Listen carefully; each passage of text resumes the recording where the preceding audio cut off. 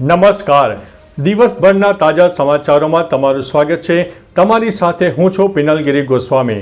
સમાચારો વિસ્તારથી જાણીએ એ પહેલા મહત્વના સમાચારો ઉપર એક નજર. નમસ્કાર મિત્રો, મહત્વની હેડલાઇન્સ ઉપર નજર નાખીએ તો ધૂમ મચાલે પર બ્રિટિશ શાહી પરિવારની ભવ્ય એન્ટ્રી થઈ છે. ત્યારે વાત થશે જુડિયોની ફ્રેન્ચાઇઝીના નામે ફ્રોડ આચરવામાં આવ્યો છે. આગળ વાત થશે અમદાવાદમાં શોરૂમના ઉદ્ઘાટનના દિવસે જ ચોરી કરવામાં આવી હતી. ત્યારે વાત થશે કઠુઆમાં એન્કાઉન્ટરમાં સુરક્ષા દળોને મોટી સફળતા મળી છે. ત્યારે વાત થશે અનંત અંબાણી ચાલીને દ્વારકા જવાનું આયોજન છે. આગળ વાત થશે નકલી એડિશનલ કલેક્ટર સામે 8 એફઆઈઆર નોંધવામાં આવી છે. આગળ વાત થશે અંડરવર્લ્ડ માફિયા બંટી પાંડે સામે 28 ગુના દાખલ થયા છે. ત્યારે વાત થશે એમપીસીની બેઠક 7 થી 9 એપ્રિલ સુધી ચાલશે. હવે મિત્રો સમાચારો વિસ્તારથી. નાણાકીય વર્ષ 2025-26માં આરબીઆઈની નાણાકીય નીતિ સમિતિના કુલ 6 બેઠકો યોજાશે. આમાંથી પહેલી બેઠક 7 થી 9 એપ્રિલ દરમિયાન યોજાશે. 6 સભ્યોની નાણાકીય નીતિ સમિતિમાં 3 સભ્યોની નિમણૂક આરબીઆઈ દ્વારા કરવામાં આવશે, જ્યારે 3 સભ્યોની નિમણૂક કેન્દ્ર સરકાર દ્વારા કરવામાં આવે છે. આ સમિતિ ભાવ સ્થિરતા સુનિશ્ચિત કરવા માટે નાણાકીય સ્થિતિ ઘડવા ઉપરાંત મુખ્ય વ્યાજ દરો નક્કી કરે છે. એમપીસી રેટો પણ રેટ નક્કી કરે છે. મિત્રો, અન્ય મહત્વના સમાચારની વાત કરીએ તો અંડરવર્લ્ડ માફિયા બંટી પાંડે સામે 28 ગુના દાખલ થયા છે. એક સમયમાં છોટા રાજન ગેંગના સાગરીત બંટી પાંડેના સુરત સીઆઈડી ક્રાઇમ દ્વારા ટ્રાન્સફર વોરંટના આધારે ધરપકડ કરી છે.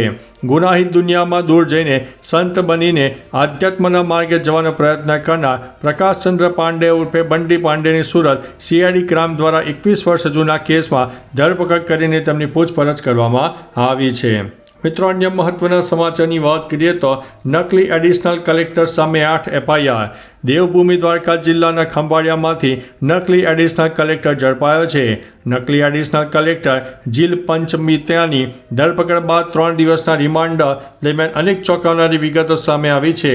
નકલી એડિશનલ કલેક્ટર સામે 8 એફઆઈઆર નોંધાઈ છે. તેણે આશરે ₹2.5 કરોડ જેટલી રકમનું બૂચ માર્યો છે. પુત્રને એમબીબીએસમાં એડમિશન અપાવવા અને પુત્રીને મામલતદાર કચેરીમાં નોકરી અપાવવા રાજકોટના આધેડ પાસેથી 48 લાખ રૂપિયા પડાવ્યા હતા. મિત્રો, અન્ય મહત્વના સમાચારની વાત કરીએ તો અનંત અંબાણી ચાલીને દ્વારકા જવાનું આયોજન. રિલાયન્સ ગ્રુપના અનંત અંબાણી પગપાળા દ્વારકાધીશના દર્શન કરવા માટે જવા રવાના થયા હતા. જામનગર રિલાયન્સથી પદયાત્રા કરીને દ્વારકા દર્શને પહોંચવાનું આયોજન. અનંત અંબાણી દરરોજ રાત્રિના 15 થી 20 કિલોમીટર ચાલીને દ્વારકા જવાનું આયોજન છે. આગામી 8 એપ્રિલના રોજ પોતાનો જન્મદિવસ દ્વારકામાં ઉજવે તેવી પણ સંભાવના છે. અનંત અંબાણી ચુસ્ત બંદોબસ્ત સાથે પદયાત્રા કરીને દ્વારકા પહોંચશે. મિત્રો, અન્ય મહત્વના સમાચારની વાત કરીએ તો કઠુઆમાં એન્કાઉન્ટરમાં સુરક્ષા દળોને મોટી સફળતા. જમ્મુ કાશ્મીરના કઠુઆમાં એન્કાઉન્ટરમાં સુરક્ષા દળોને મોટી સફળતા મળી છે. એન્કાઉન્ટરમાં જવાનોએ 2 આતંકીઓને ઠાર કર્યા છે. આ દરમિયાન ફાયરિંગમાં 5 જવાન ઘાયલ થયા છે. સુરક્ષા દળના અધિકારીઓ જણાવ્યું છે કે એન્કાઉન્ટર દરમિયાન ભારે ગોળીબાર અને વિસ્ફોટ થયા હતા. કઠુઆ જિલ્લાના સુફેન્દ સાત ગામ ગોળીઓ, ગ્રેનેડ અને રોકેટ ફાયરોના અવાજથી ધ્રુજી ઉઠ્યું હતું. મિત્રો, અન્ય મહત્વના સમાચારની વાત કરીએ તો અમદાવાદમાં શોરૂમના ઉદ્ઘાટનના દિવસે ચોરી. પાટણના પટોળા વિશ્વવિખ્યાત છે, ત્યારે અમદાવાદના સાયન્સ સિટી રોડ ખાતે શોરૂમના ઓપનિંગ સમયે મોંઘાદાટ 2 પટોળાની ચોરી થવાની ઘટના સામે આવી, જેમાં એક મહિલા 1.20 લાખ રૂપિયા કિંમતના 2 પટોળાની ચોરી કરીને જતી હોવાની ઘટના સીસીટીવીમાં કેદ થઈ હતી. સમગ્ર મામલે સોલા પોલીસ સ્ટેશનમાં ફરિયાદ નોંધવામાં આવી છે. પોલીસે આરોપી મહિલાને ઝડપીને કાર્યવાહી પણ હાથ ધરી છે. મિત્રો, અન્ય મહત્વના સમાચારની વાત કરીએ તો જુડિયોની ફ્રેન્ચાઇઝીસના નામે ફ્રોડ. ફરી એકવાર ચોંકાવનારો કિસ્સો સામે આવ્યો છે.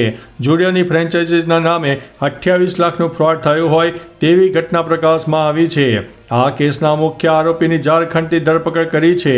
પોલીસ તપાસમાં સામે આવ્યું છે કે આરોપીએ પ્રખ્યાત કંપનીઓની 90 નકલી વેબસાઇટ બનાવીને અનેક લોકો સાથે છેતરપિંડી કરી છે. જુડિયો કંપનીની ફ્રેન્ચાઇઝીસ આપવાના બહાને મોરબીના યુવક સાથે 28.03 લાખની છેતરપિંડી આચરવામાં આવી છે.